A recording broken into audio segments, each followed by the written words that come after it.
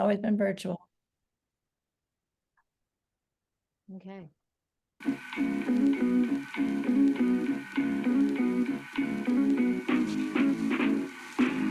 Big bold women, round of applause. Get my goals, women, round of applause. Know my roots, women, round of applause. If they come and get your arm under my sweater. Gonna get a female, betcha, she gon' catch ya. Big bold woman, gonna come and applaud. Got my back, woman, I do applaud. I'm an F-E-M-A-L-E from the ghetto. Yeah, she got a brain and stiletto. She work 5 miles, still got time for the metro. Dancing out the way and forget about the echoes of the ghetto. Cocking echoes, so she never leave together. Gotta tell them kids a memo, cause in time she gonna let go. She a queen, and you know she never leave. They be waiting for a stumble, but she never trip again. My God, F-E-M-A-L-E, F-E-M-A-L-E, F-E-M-A-L-E, F-E-M-A-L-E, F-E-M-A-L-E, F-E-M-A-L-E, F-E-M-A-L-E.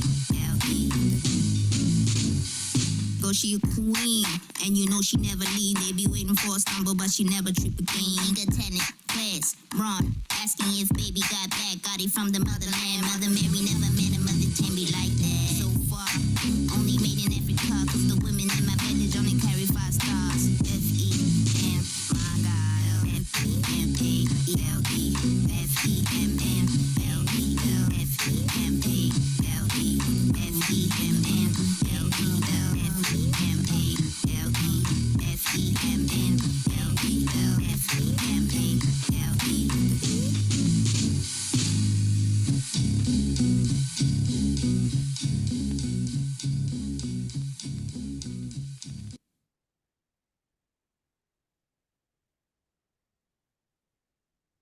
Well, good afternoon and happy Women's History Month. I am Gloria Perez, President and CEO of the Women's Foundation. I love that music as we got started. As we gather today, please join me in honoring the sacred lands on which we live, learn, and work. Minnesota includes the ancestral, traditional, and contemporary lands of 11 sovereign nations of the Dakota and Anishinaabe. We honor all other Indigenous people of this territory and tribes that were never formally recognized by the federal government. So we take this moment to honor and respect those who came before us, those among us, and those who are yet to come. So again, welcome. And we are here today to talk about the status of women and girls in Minnesota. This report is released every 2 years in collaboration with the Center on Women, Gender, and Public Policy at the Humphrey School. This is the leading research in the state that shows how women and girls are faring in economics, safety, health, and leadership. This research is inclusive of gender-expansive and trans women, representing the full experience of how we define women at the foundation. We'd love to know where you're coming from today. So there will be a poll that is going to be dropped in. I also invite you to use the Q&A button at the bottom of your screen to submit questions at any time, and we hope to answer some of your questions throughout our time and at the end of the presentation. If you want to enable captions, click the CC button right next to the Q&A button to show captions. Today's conversation is being recorded, and we'll send the link to everyone who is registered, and we'll have it up on our YouTube channel. So I am thrilled to be joined by Dr. Christina Ewig, the lead researcher on this report and faculty director on the Center on Women, Gender, and Public Policy at the University of Minnesota. I am also joined by Ruth Richardson, President and CEO of Planned Parenthood North Central States. Ruth is a lawyer, a health equity champion, and a trailblazer. She is the first Black woman to lead the 5-state Planned Parenthood affiliate. Previously, Ruth was CEO of Wayside Recovery Center, and in 2018 made history by becoming the first Black person elected to represent her district in the Minnesota House of Representatives. While there, Ruth passed more than 50 bills that were signed into law between 2019 and 2023, mainly focused on health equity and reproductive justice. We are grateful that you are both here to have this conversation with us about the data and what this means to you. Our intention today is to share key takeaways from the report, and we hope that you'll look into the report further. If it has use for you in your work and you want to hear, we would like to hear about how you're using it. And so we have a poll that is going up now. This research is indeed meant to be a tool for action. So decision makers can use their power and influence to address inequities in their fields. It's a tool for our community partners to target their work and strengthen their case for funding. And at the foundation, it shows us that we must change systems if we are to realize a world and a state where all women, girls, and gender-expansive people thrive.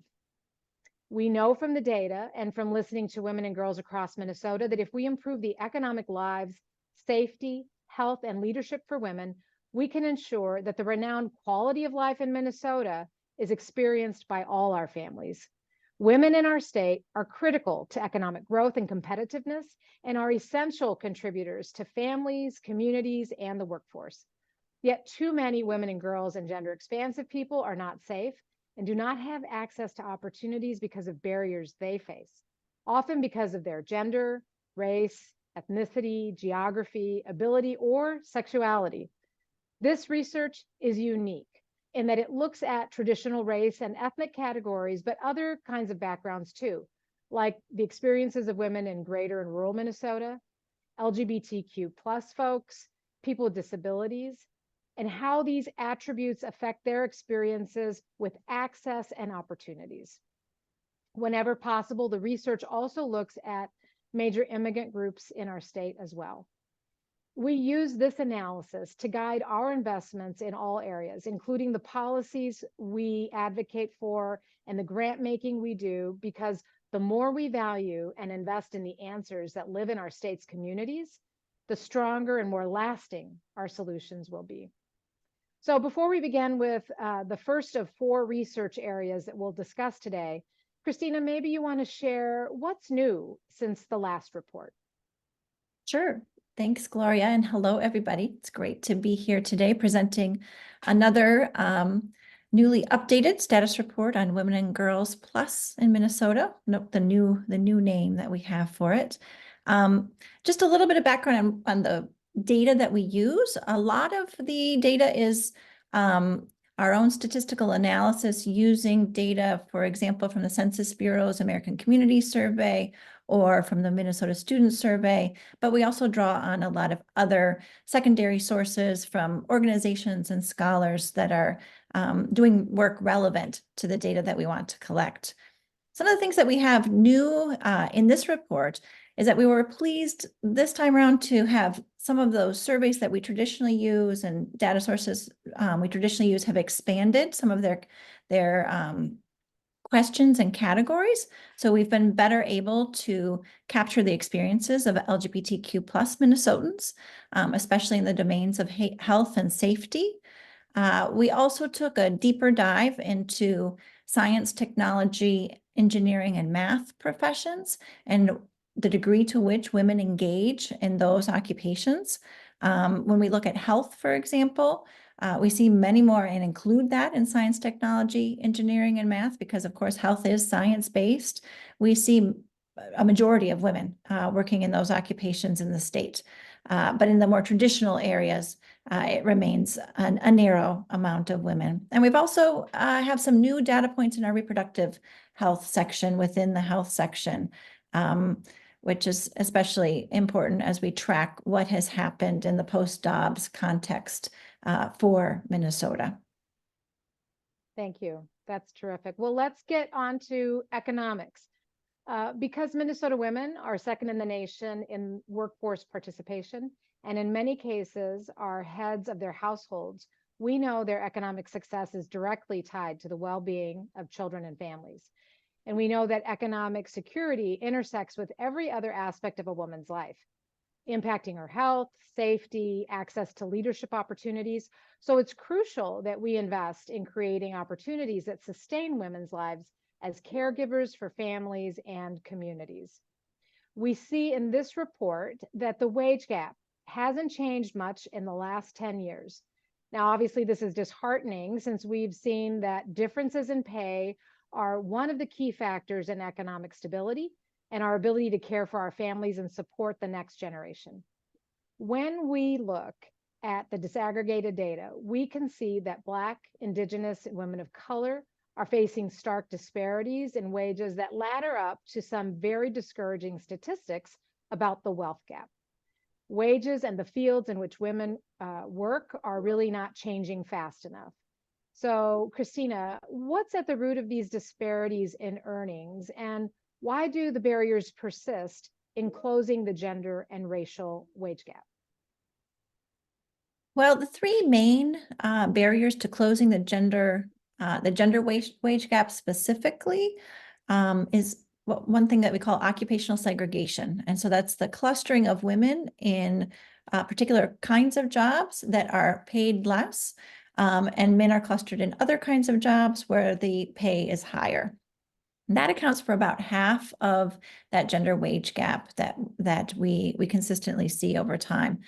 Another piece is experience. We know that women tend to take time out of the workforce to care for children, to care for elders, and that adds up to fewer years of work experience and missing opportunities for increases in pay or for promotions. That accounts for about 15% of the gap. And then we have discrimination. And discrimination is another piece of this puzzle. So those are the three main factors. I would say that over time, other factors have disappeared. For example, it used to be education differences between men and women accounted for part of the gender wage gap, but now women have caught up with men in terms of education. Mm-hmm. Absolutely. Well, we know, Christina, that women are the heads of their households in many cases, as I was mentioning. And so we see the high cost of childcare is out of reach for many Minnesotans. It can cost as much as the tuition at the University of Minnesota or a mortgage payment every month.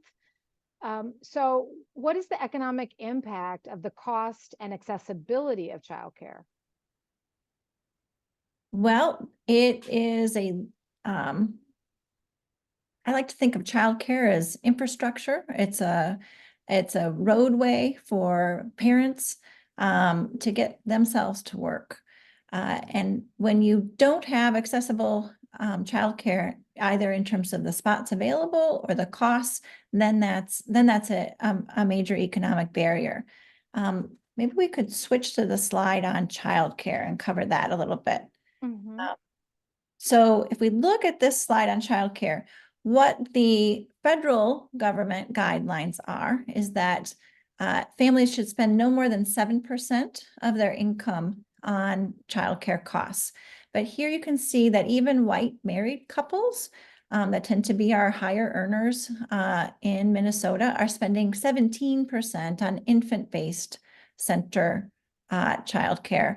And if you look in the middle there, you can see the purple line with the 118% on there. That would be a single Native American mom that if she wanted to spend the same amount on that infant center childcare, she'd have to spend more than the average income that she would bring in for the entire year. So that gives you a sense of the high cost of childcare and the disparate cost because of the incomes being different across different groups in the state. Mm-hmm. Absolutely. Yeah, I remember, early in my career, I was, married, so two incomes and childcare, even then was really a decision factor in terms of what we were able to do as a family. So thank you. Ruth, talk about the strain in the workforce of childcare workers. Yeah, absolutely. And I just, I want to just lift up what Christina said as well about the infrastructure of childcare, Yes. because without childcare, everything falls apart. And so just knowing that importance, and when we look at the challenges for the sector around, retaining staff, it's a huge issue.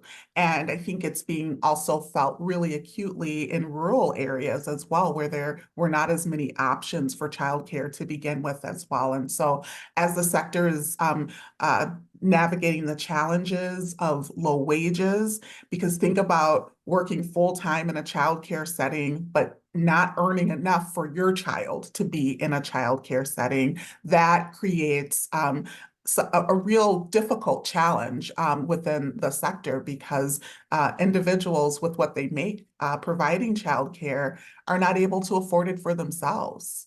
Right. Yeah, thank you.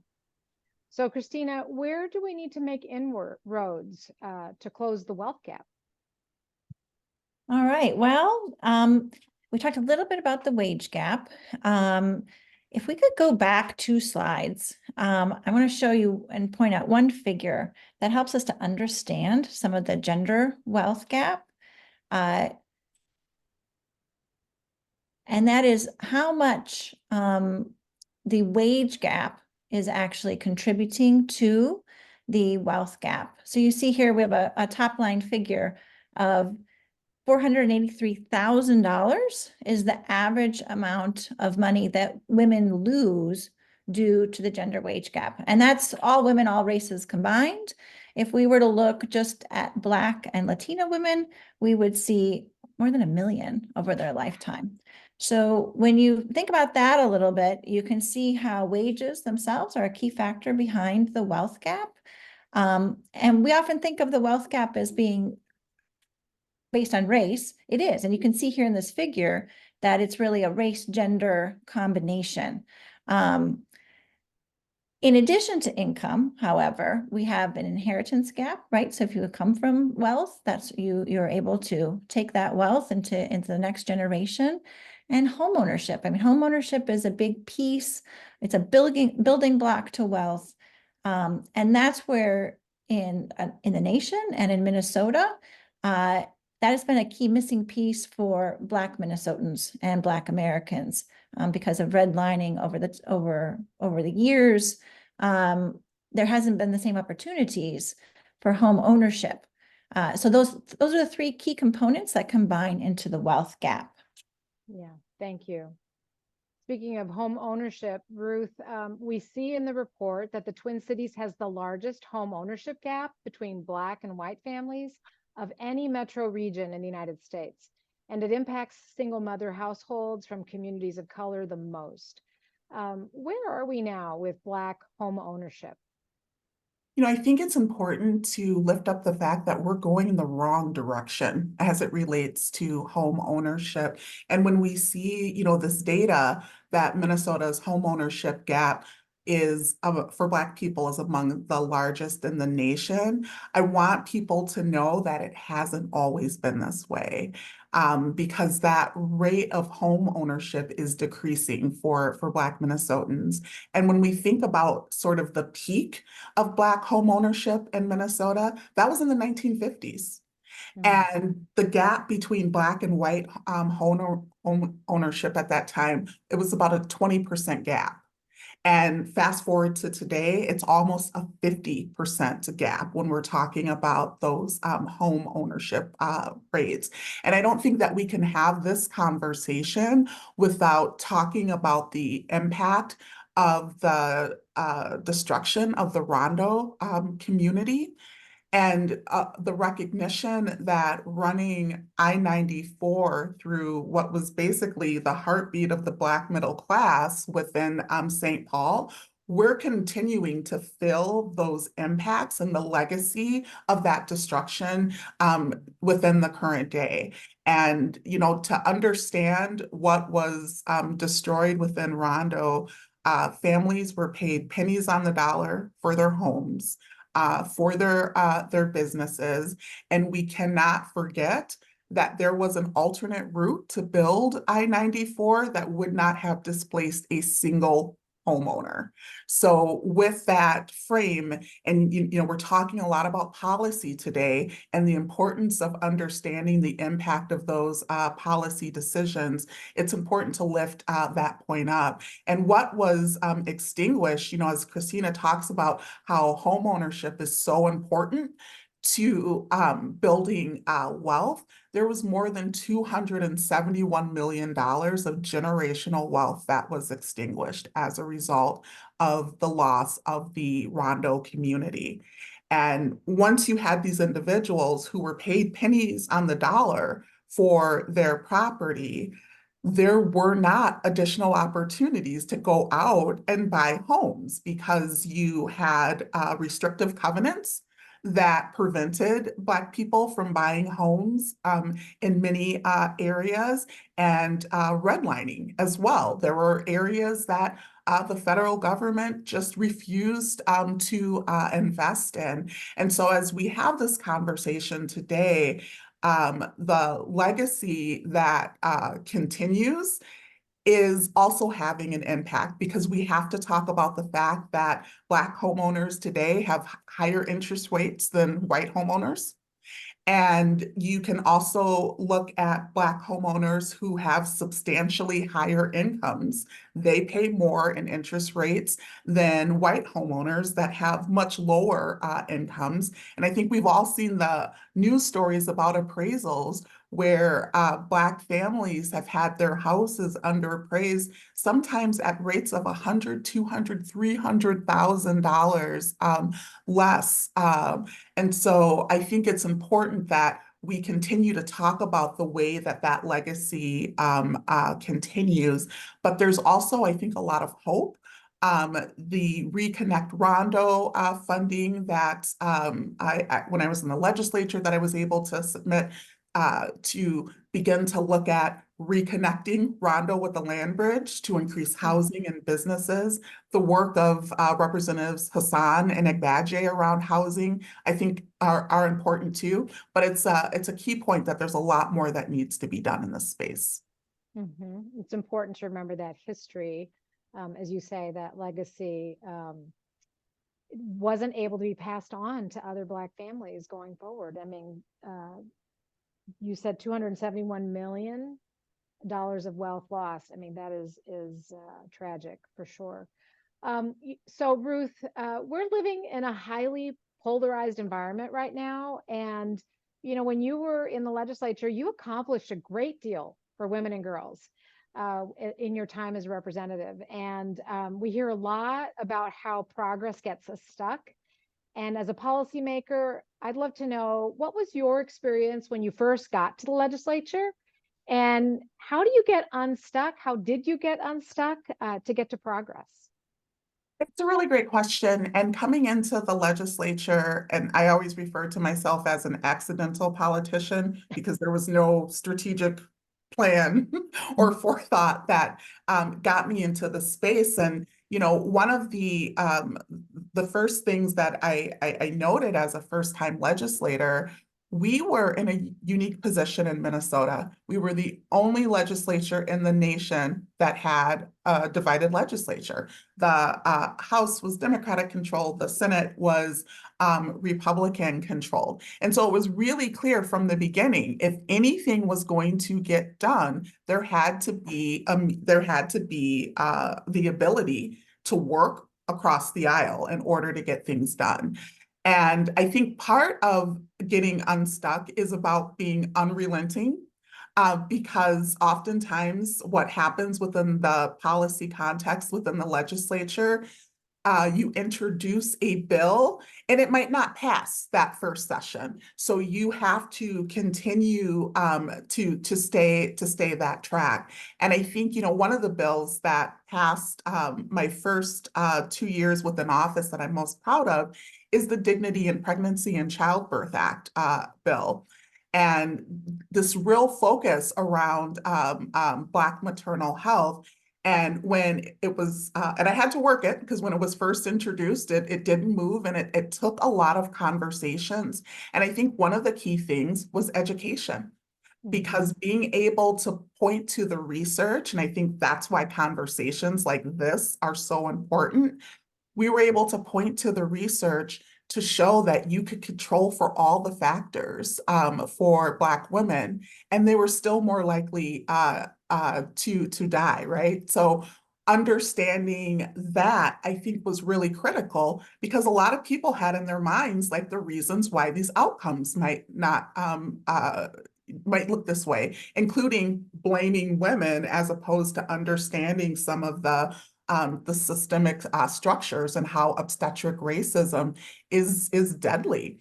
And then also understanding that this was preventable. This is a crisis that doesn't have to be this way. And so that education, I think, was really key to building consensus. And when that bill came before Health and Human Services, it passed with unanimous support with both sides. Well, thank you for your persistence.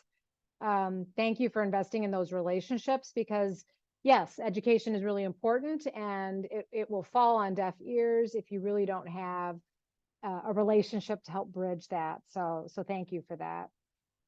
The Women's Foundation has been funding organizations who are making great strides for women and girls to build wealth, beginning with young girls through our Girls Best program, where girls are able to realize their own agency and the power that they hold to determine their financial futures. So through our We Thrive Fund, we are resourcing technical and two-year schools in Greater Minnesota who are dedicated to increasing women in high-wage fields that are frequently dominated by men.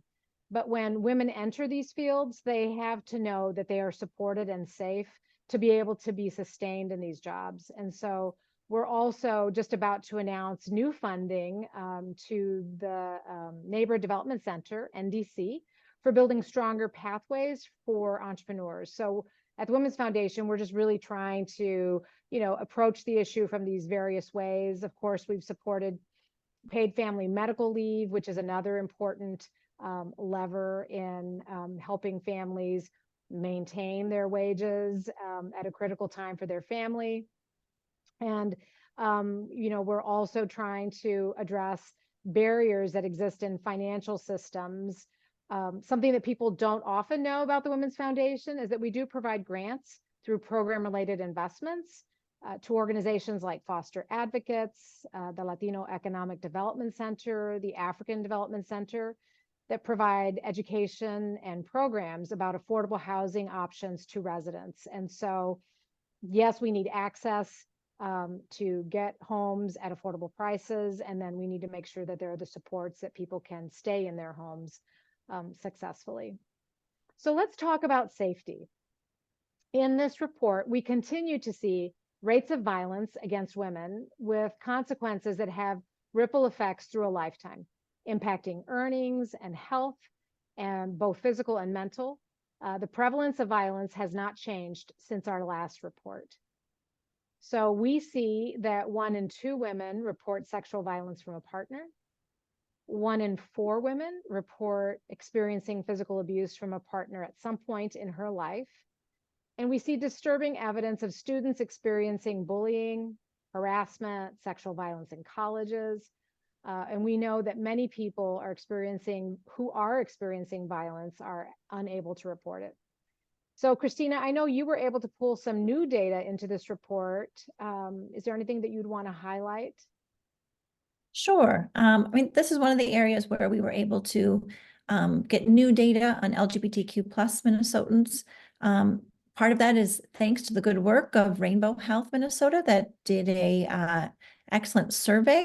Some of the data is disheartening, however. For example, 69% of LGBTQ plus Minnesotans who were surveyed had experienced some kind of anti-LGBTQ behavior in the past 12 months, and 34% had been attacked at some point in their lives. So sobering data, but we're glad to be able to include that.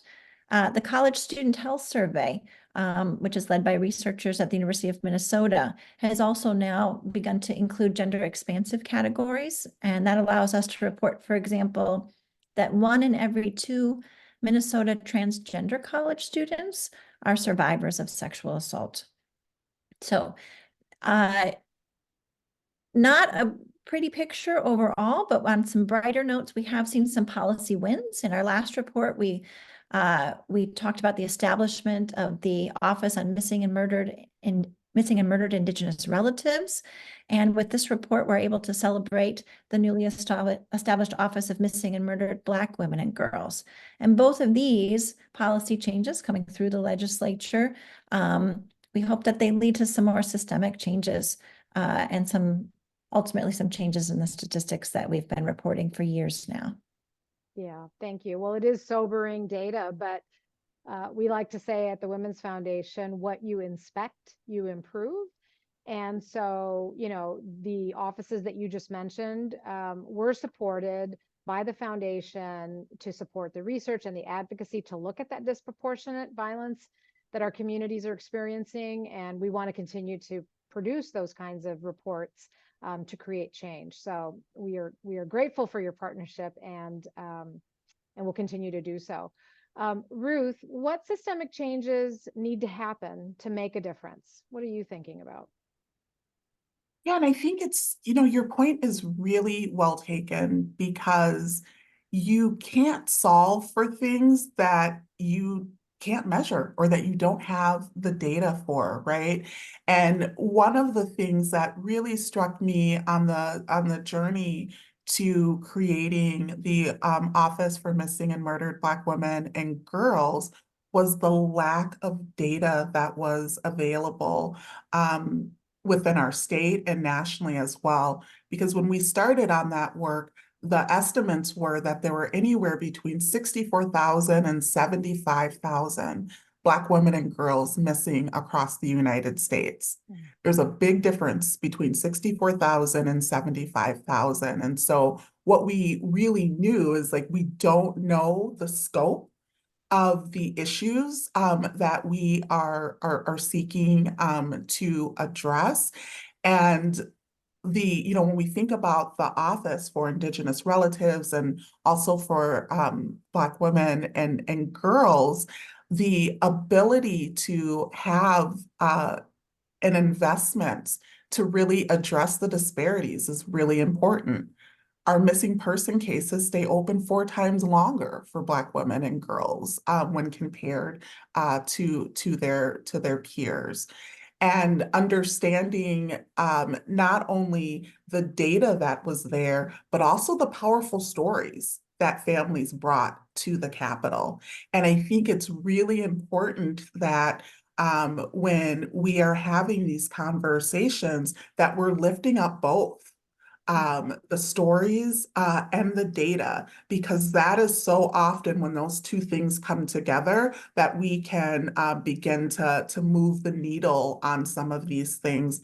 And I also think it's really important that we took a real intersectional lens approach to that, not only for the Indigenous Relatives Office, but also for the Missing and Murdered Black Women and Girls Office, to really understand what this means and what that data means for our LGBTQ plus neighbors.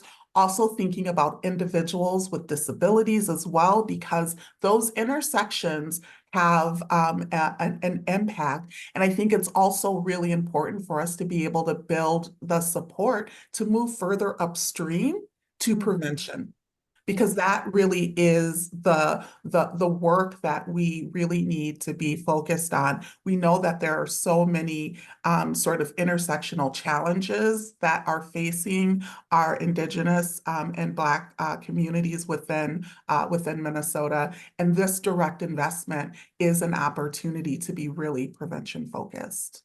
Thank you. This is exactly why we fund solutions that target root causes of disparities. So that's just perfect. Well, let's talk about health. When it comes to health, the report shows deep inequities in access to and affordability of care. We also see the importance of mental health as a component of overall health. We've seen the effects of isolation on young people and older folks, especially. And this report shows that the CDC warns that teen girls continue to face a mental health crisis. We know that economic stress and racism have grave impacts on mental health as well as physical health. And in our grant making, we know the importance of culturally centered care and healing. And as an example, the Women's Foundation is making grants to support the well-being of nonprofit leaders and their teams through Rest Up Awards. But we know we need to change the systems that create toxic stress and inequities, as well as challenges we face to accessing care. On the positive side, at the legislature, we've seen progress this last session, becoming a state where folks can find refuge for reproductive care and gender affirming care with both the PRO Act and our status as a trans refuge state. We see the importance of healthcare statewide and many services that they depend upon, including mental health and meeting the demands of their communities. Christina, tell us more about access to healthcare. We know we're seeing declines of clinics in greater Minnesota. Yeah, this is a decline that we've been tracking for several reports now. It is from the Minnesota Department of Public Health, but the latest data shows that today, 37 counties in Minnesota, or 42% of all counties, lack birthing services. We also have disparities that Ruth has already mentioned and has tried to address as a legislator, of Native American women and Black women, respectively, being 2.5 or 2.4 in each case times more likely to die in pregnancy and childbirth complications than white pregnant individuals.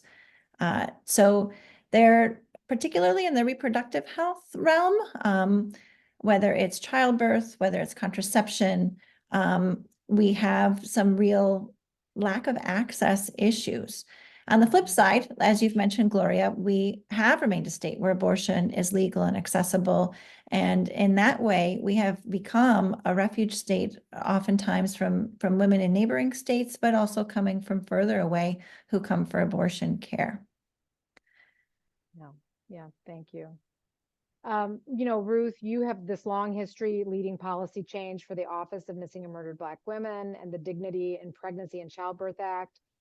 Tell us how the work ends up at the legislature, how it's rooted in the realities of racism in our systems, how we listen to and respond to violence against women and gender expansive people.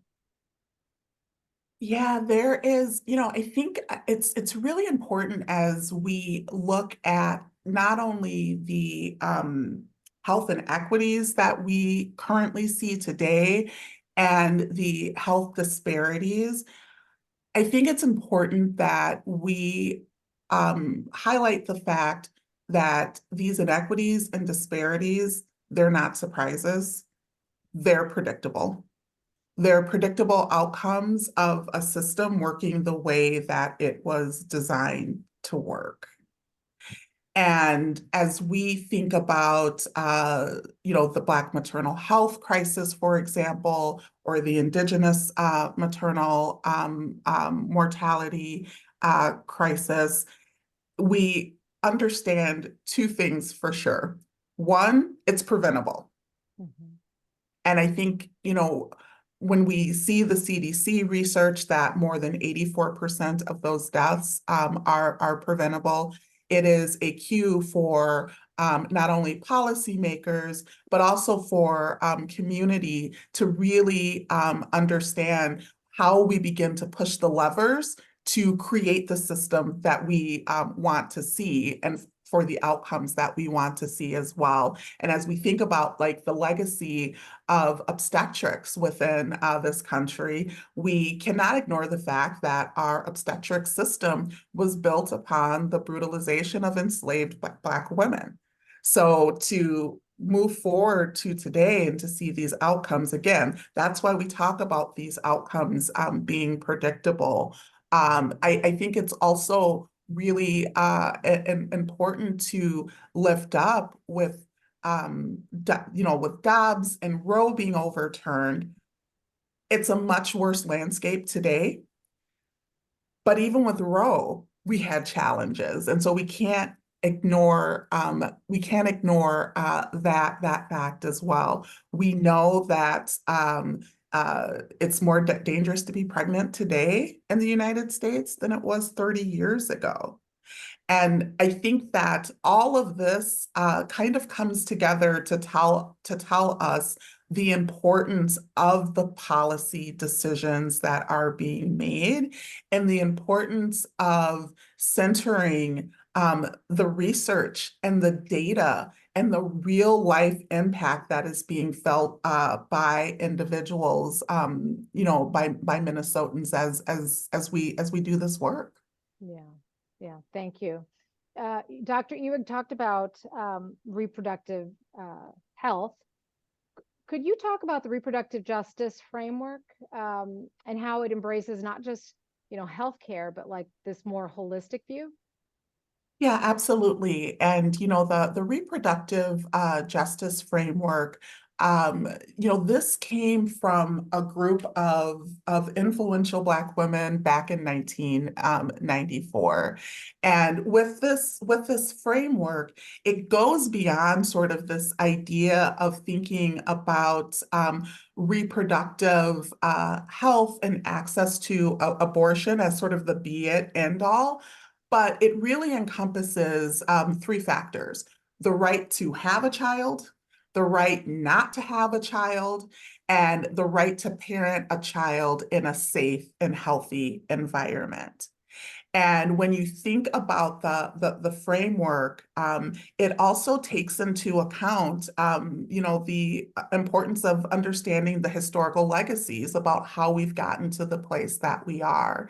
And when we think about, um, you know, enslaved women and the focus on maintaining a really brutal system of chattel slavery, it was based upon control of every aspect of, Black people, controlling their reproduction, controlling their children, because thinking about like the family separation pieces that were inherent within chattel slavery. And then you fast forward to the current day and we think about the disparities that we see in out-of-home placements, not only for Black families, but for Indigenous families as well.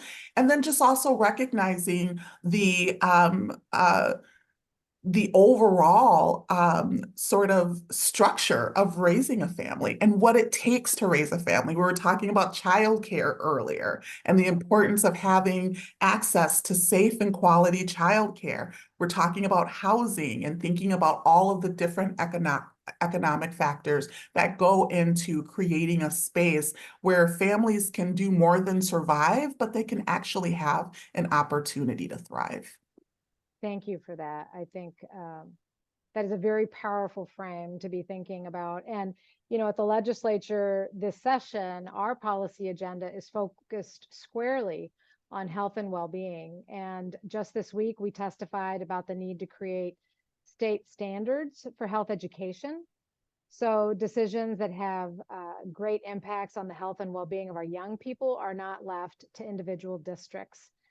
Disparities in what's being taught has real outcomes for students, and information truly means the power for young people to have their questions answered and get the facts and understand, what it is that they're dealing with. So thank you. Well, let's talk about leadership. In this area, we see the most progress over time. In local government, we see young women rising to leadership at every level. That is so awesome, from our all women St. Paul City Council to the notable firsts we see every year, including our one-time innovator, Nadia Mohammed, becoming Minnesota's first Somali mayor and the first Black mayor of St. Louis Park. The research shows that women of color aspire to highest levels of leadership, but aren't adequately supported in the workplace. And so, I ask individual leaders and businesses, what are you doing personally to support those leaders? How are you holding the door open to ensure everyone in Minnesota has a pathway to leadership? And of course, as we see in a section of the report on activists, certainly women are leading movements that make a difference in health, safety, environment, and local government. And they're bringing their unique perspectives with them as caregivers and community leaders. Their stories are so powerful. And they are often more effective at introducing legislation that supports families and brings coalitions together. Christina, why does it matter to have inclusive leadership from your perspective? And then, where do we need to double down, if you will, to parity faster? Great question, Gloria. I know that Ruth has some answers to this too, so I'll stick to a couple of areas. One is if we think about business, there's very clear research that shows that having greater diversity in one's workforce, and especially in one's leadership in the business sector, leads to more innovation, higher, which then means higher profitability, more success.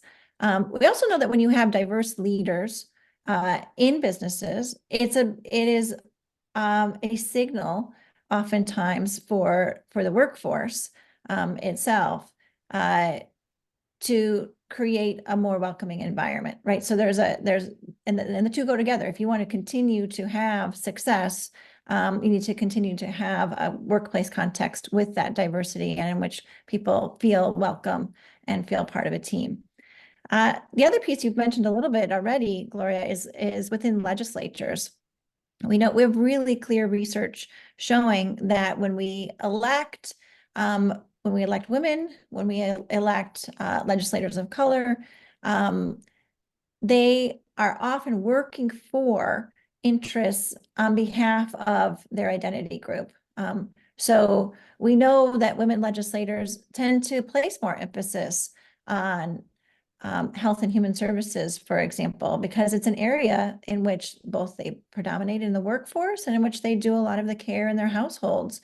And we see them advancing agenda items on these issues. I think, a lot of examples of Ruth's work really exemplifies this research. So for example, it makes a lot of sense that it was Ruth that introduced the Dignity in Pregnancy and Childbirth Act, and that really drew out and was concerned, based upon her background as a Black woman working in health, that racism in healthcare systems was something that needed to be addressed. And then you see her take that initiative to push that legislation through and get the kind of commitments that she described earlier. We see that over and over, and the broad research shows that bringing in that diversity into our elected bodies and also our appointed bodies in government really leads to a difference in the kinds of issues and the breadth of issues that policy is addressing. So I'll leave it there and let Ruth take a stab at this question. Please, Ruth. Yeah, absolutely. I would say politics are personal, right? And I think the recognition that we are now taking up space in places that historically we were not even imagined to be a part of or be in is such an important step in the right direction. And I think it's really important to also understand, we talk a lot about diversity, equity, and inclusion. And I think we need to say more around this is not just about representation for representation's sake, but the fact that diversity saves lives. We've seen the data and we've seen the research. I think about Dr. Hardiman's research, for example, at the University of Minnesota around infant mortality. We know Black infants are twice as likely to die before their first birthday when compared to white infants, unless they have a Black doctor, a Black pediatrician. And then that mortality rate is cut almost in half. We can also, just point to the fact that when you are representing a community, you have an opportunity to shine a light on some of the issues that are being felt most acutely by the community as well. And one issue that I think about a lot that we were able to get past, I worked with Senator Champion on eliminating racial discrimination in organ transplants. And we used it as an opportunity to educate around the Black coefficient and how that's used in kidney transplants. A lot of people don't know that with the Black coefficient, you would have a Black person who was having issues with their kidney. Doctors would add points to their kidney functioning score simply based upon the color of their skin. And that would make their kidneys look like they were functioning better than they were, and could result in an individual being delayed, being placed on a transplant waiting list anywhere from 2 to 4 years. And so when we think about the ways that race-based medicine have been used, and the reason that we have the Black coefficient is based on debunked science, this idea that Black people have more muscle mass than white people, which is not true, but it's things like that that have a true impact. And so what we were seeing was oftentimes Black people dying on the waiting list for kidney transplants, and dying at a higher rate when compared with others. And to be able to bring that forward and to have so many people, and it passed with unanimous support. No one was against having this move forward, but people didn't know that that was a thing. And so, to Christina's point, the importance of having diverse voices at the table is to really be able to shine a light on the things that are most acutely impacting communities. Thank you for that powerful example. That is extraordinary. And that is exactly why inclusive leadership matters, and having not just representation, as Christina said, for representation's sake, but real insight and perspective. And it's important to know our history. So Ruth, from your perspective, what other recommendations make a difference in terms of, continuing to diversify our leadership and have it be more inclusive? Yeah, I think a couple other things to sort of think about within this realm is what is the work being done to really prepare future leaders. I talked about myself being an accidental politician. We need to see more strategically planned future leaders, right? And within these spaces, because coming into a space and not exactly knowing how everything worked, there's a learning curve, right? That was there to get up to speed to really be able to be as effective as possible.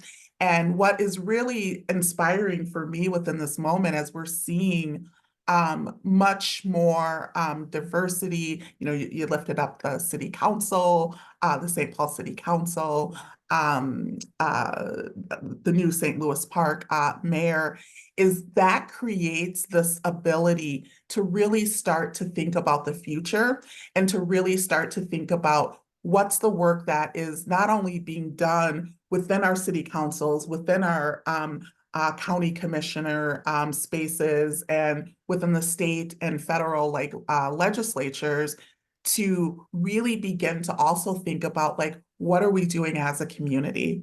Because in this space and time right now, more than anything else, the power of community is so important, and the power of those connections.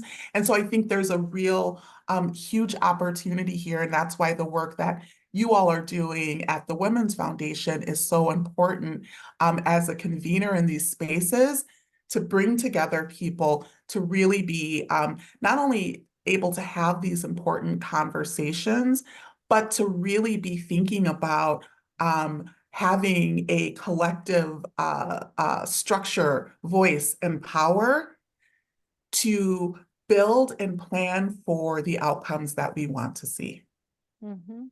Absolutely. And when we talk about preparing, future leaders, like I know in certainly the teaching profession, obviously increasing the number of teachers of color is critically important as our students continue to diversify. And we've talked about healthcare. So yeah, thank you. Thank you for those comments. So I think that as we are here today, we should probably bring this to a close. But this is certainly International Women's Day week, right? It's Women's History Month. And we know that nothing, in fact, happens without leadership. We know we're making strides, but also we know that sometimes women underestimate their own power and influence. And as we reflect on the power that we have, ask yourself, what are some of the ways that you can activate your power from your seat and support new opportunities for women, girls, and gender expansive people. Before I get to my final question for our panelists, we do have our last poll question coming. We want to know how you might engage with this research. But while you all are filling that out, Christina and Ruth, perhaps, what is one thing you would want people to walk away from the conversation with? Is there something that you want to share, that we just didn't set you up to share? Is there a personal story? What are you thinking as we bring this to a close? I can start. I guess I would leave people with this, that the disparities that we outline in this report are real, but so are the efforts of individuals and organizations that are making real progress. And it's worth it to lean in, put your shoulder to the wheel, and be part of that progress. That would be my message. I got into this work because I grew up in a single mother-led household with a feminist mom. And I think back to the work that my mom did over the course of her lifetime. One of the big things was I grew up in Wisconsin, in the city of Milwaukee. She started the first sexual assault treatment center, the first rape crisis center in the state of Wisconsin. So that was in the 70s. And sometimes my grandma would come to stay with us, and sometimes my grandma wouldn't come to stay with us because my mom would be called and on call at that rape crisis center in the middle of the night. And so she would say to me, grandma's going to be here, or nobody's going to be here if you wake up in the night and I'm on call and I'm at the rape crisis center. But that was, the late 70s, and the first center. And now there are rape crisis centers all over the state of Wisconsin, all over the state of Minnesota.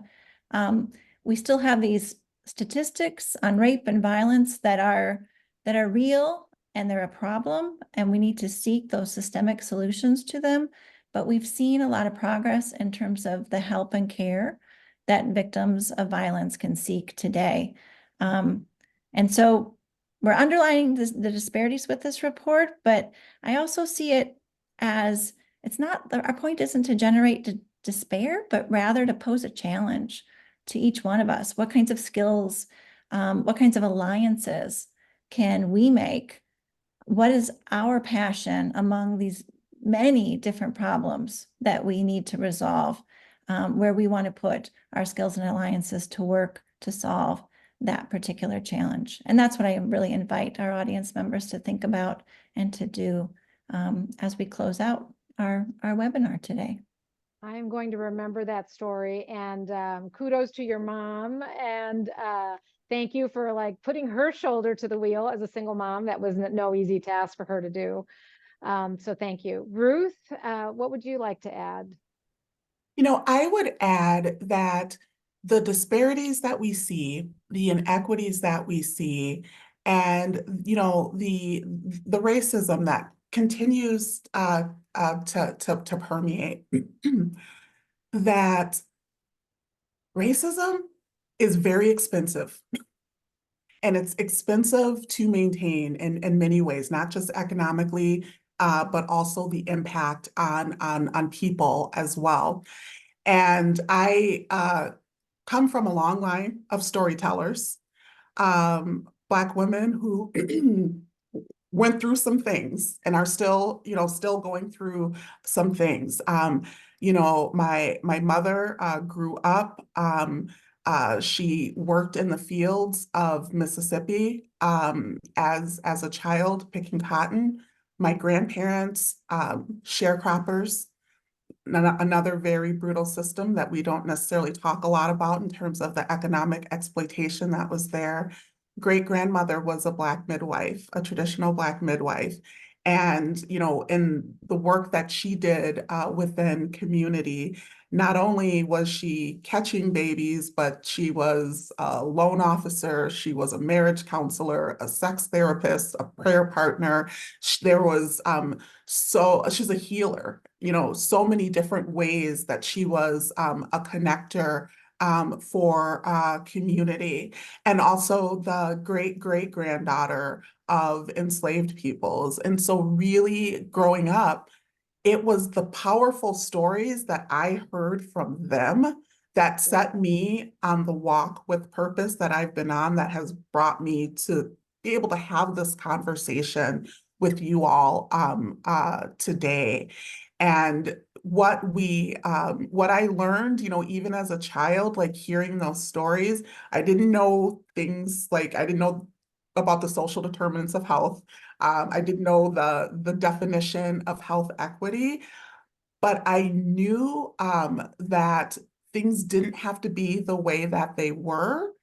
And I also knew that there was incredible hope for building a better future. And so that is what I would leave people with today. We have the hope, and we have the ability and the unrelenting nature that's going to be needed to continue to build the world we want to see. Thank you, thank you, thank you for lifting that up, and the generations of perseverance and tenacity and faith. And yes, we can do this. Accidental politician, accidental leader, all of that, we can lock arms and I think make a difference. So I'm again so grateful that you have been here with me. For those of you who haven't already checked out the report, please do. You can download it from our website, and the executive summary is out too. And so please share back with us. Let us know how the report is serving you in your work. Share it with others. And then, of course, just keep following the Women's Foundation for news and events about women and girls in Minnesota, including some of the amazing stories of progress and innovation that are happening all around us. I'll also say that you're invited to join us at the Capitol on April 4th. We have a brilliant group of young women on a cabinet who have put together our policy agenda for holistic well-being and reproductive justice. And they are putting this front and center, and you can advocate directly with elected officials in your own district. And I would be remiss if I didn't say Happy International Women's Day. This Friday, we're going to be joining with women around the world, lifting up what it means to have a better, more inclusive world for women. So thank you all. Christina, Ruth, wonderful to be with you. All of you, thank you for your support and your comments, and we'll look forward to seeing you in community. Thank you, everyone. Thank you.